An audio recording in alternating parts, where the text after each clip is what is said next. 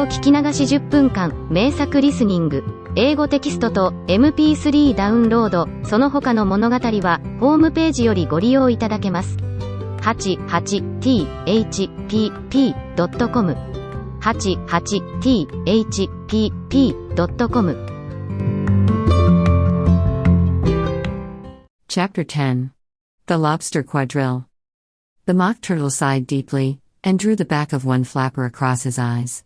He looked at Alice, and tried to speak, but for a minute or two sobs choked his voice.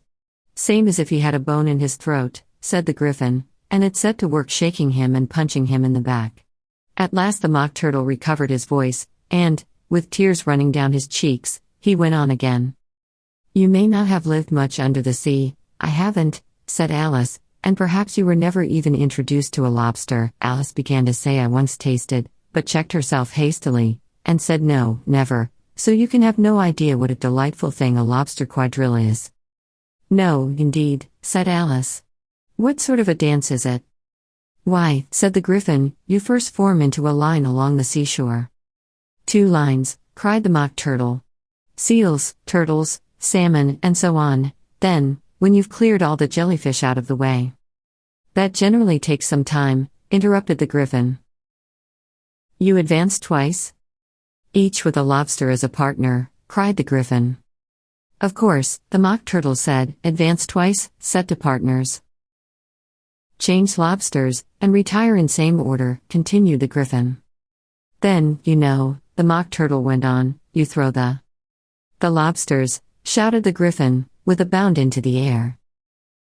As far out to sea as you can. Swim after them, screamed the Griffin. Turn a somersault in the sea, cried the Mock Turtle, capering wildly about. Change lobsters again, yelled the Griffin at the top of its voice. Back to land again, and that's all the first figure, said the Mock Turtle, suddenly dropping his voice, and the 2 creatures, who had been jumping about like mad things all this time, sat down again very sadly and quietly, and looked at Alice. It must be a very pretty dance, said Alice timidly. Would you like to see a little of it? Said the Mock Turtle. Very much indeed, said Alice. Come, let's try the first figure, said the Mock Turtle to the Griffin. We can do without lobsters, you know. Which shall sing? Oh, you sing, said the Griffin. I've forgotten the words. So they began solemnly dancing round and round Alice, every now and then treading on her toes when they passed too close, and waving their forepaws to mark the time, while the Mock Turtle sang this, very slowly and sadly. Will you walk a little faster? Said a whiting to a snail. There's a porpoise close behind us, and he's treading on my tail. See how eagerly the lobsters and the turtles all advance. They are waiting on the shingle. Will you come and join the dance? Will you, won't you, will you, won't you, will you join the dance? Will you, won't you, will you, won't you join the dance? You can really have no notion how delightful it will be when they take us up and throw us, with the lobsters, out to sea. But the snail replied too far, and gave a look askance. Said he thanked the whiting kindly, but he would not join the dance. Would not, could not, would not, could not, would not join the dance. Would not, could not, would not, could not join the dance. What matters it how far we go? His scaly friend replied. There is another shore, you know, upon the other side. The further off from England the nearer is to France. Then turn not pale, beloved snail, but come and join the dance.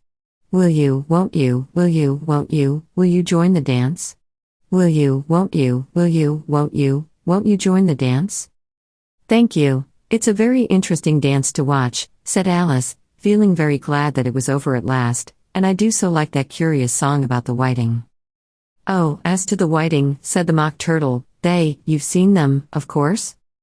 Yes, said Alice, I've often seen them at Din. She checked herself hastily.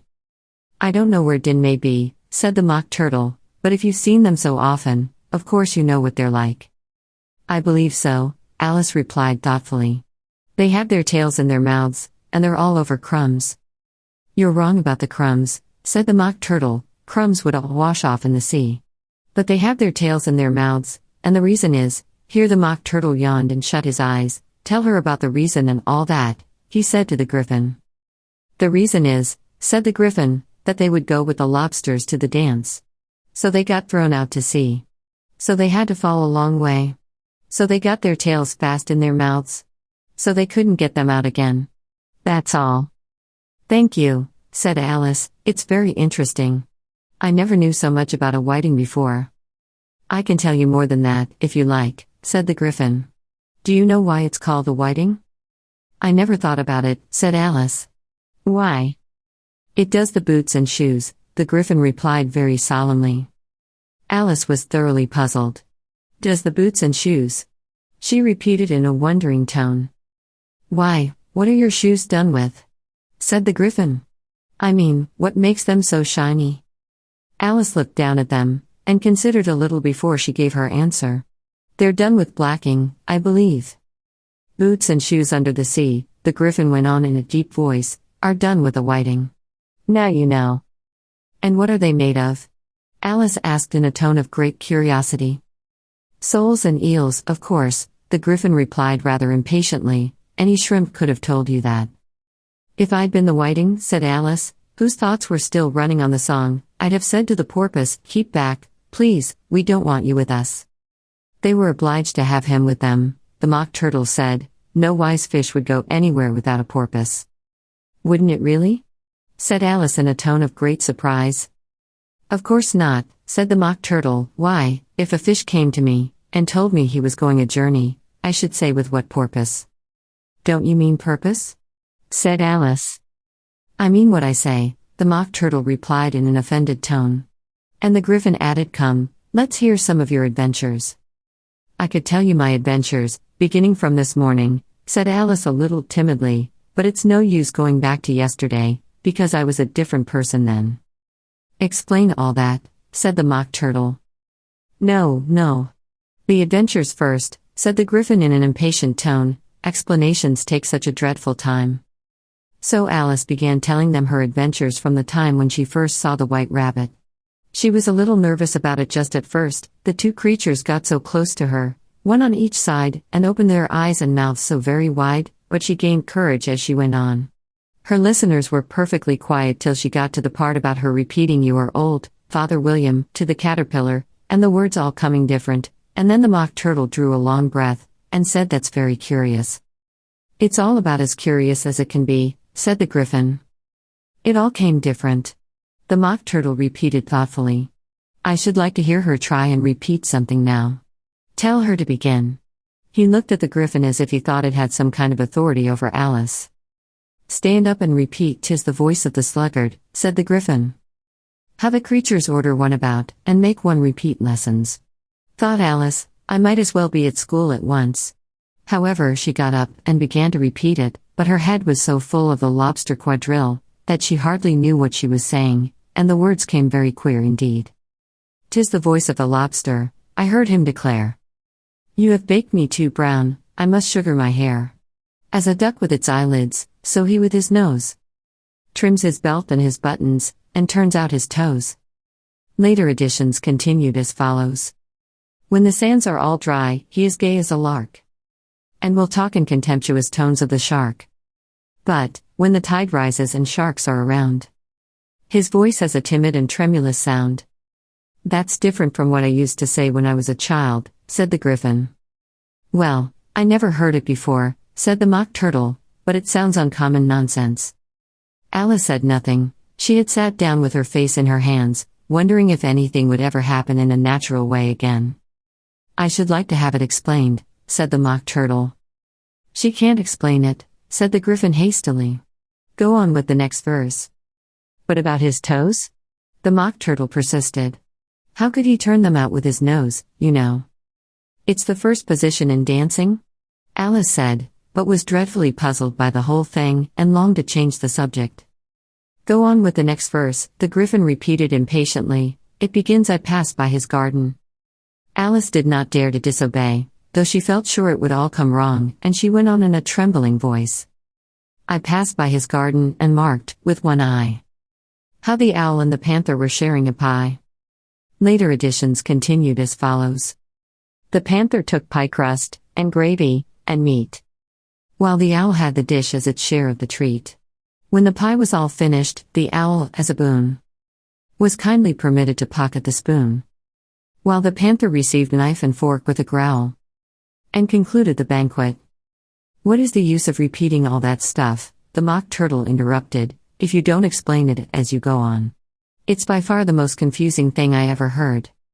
Yes, I think you'd better leave off, said the Gryphon, and Alice was only too glad to do so.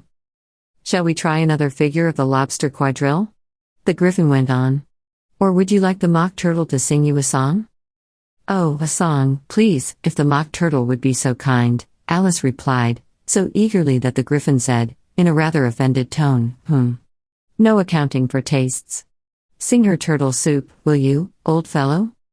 The Mock Turtle sighed deeply, and began, in a voice sometimes choked with sobs, to sing this. Beautiful soup, so rich and green, waiting in a hot tureen. Who for such dainties would not stoop? Soup of the evening, beautiful soup. Soup of the evening, beautiful soup. Bo, beautiful soup. Bo, beautiful soup. Soup of the evening. Beautiful, beautiful soup. Beautiful soup. Who cares for fish, game, or any other dish? Who would not give all else for 2p? Pennyworth only of beautiful soup? Pennyworth only of beautiful soup? Bo, beautiful soup. Bo, beautiful soup. Soup of the evening. Beautiful, beautiful soup. Chorus again, cried the Gryphon, and the Mock Turtle had just begun to repeat it, when a cry of the trial's beginning was heard in the distance. Come on, cried the Gryphon, and, taking Alice by the hand, it hurried off, without waiting for the end of the song. What trial is it? Alice panted as she ran, but the Gryphon only answered come on, and ran the faster, while more and more faintly came, carried on the breeze that followed them, the melancholy words. Soup of the evening. Beautiful, beautiful soup. 英語聞き流し10分間、名作リスニング。英語テキストと MP3 ダウンロード、その他の物語は、ホームページよりご利用いただけます。88thpp.com 88thpp.com